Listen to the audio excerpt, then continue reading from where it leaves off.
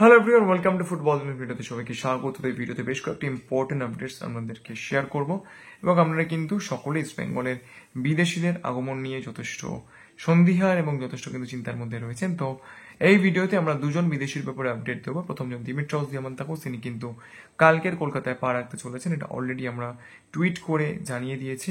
এবং অন্যজন Moroccan player Hamid আদাতের ভিসাটা নিয়ে কিন্তু কিছু সমস্যা তৈরি হয়েছে এবং সূত্র মারফত আমাদের কাছে যে খবরটা আসছে, হামিদ আদাত তার ভিসা কিন্তু এখনো পর্যন্ত গ্র্যান্ট হয়নি এবং তার কিছু ভিসা প্রসিডিওর রয়েছে, মানে সোজা কথায় তার ভিসার ব্যাপারটা নিয়ে কিন্তু কিছু সমস্যা দেখা দিয়েছে।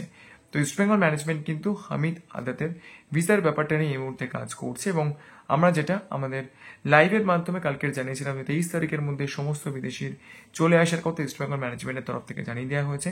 কিন্তু সমস্ত বিদেশি চলে আসার সম্ভাবনা থাকলেও কিন্তু হামিদ আদাতের 23 তারিখের মধ্যে আসার সম্ভাবনা এই মুহূর্তে কিন্তু খুবই কম। তার কারণ তার ভিসাটা নিয়ে কিছু সমস্যা কিন্তু এই মুহূর্তে দেখা দিয়েছে।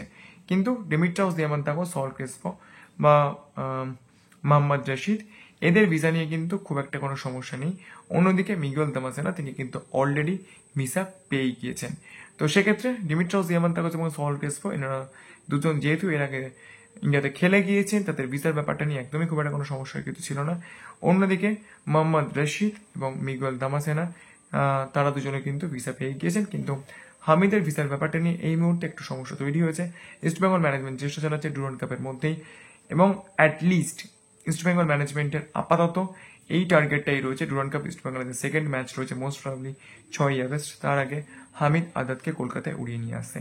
তো ভিডিওটা এই পর্যন্ত ছিল। যদি ভিডিও ভালো লাগে চ্যানেলকে অবশ্যই লাইক সাবস্ক্রাইব করতে ভুলবেন না। Thank you so much to all of you.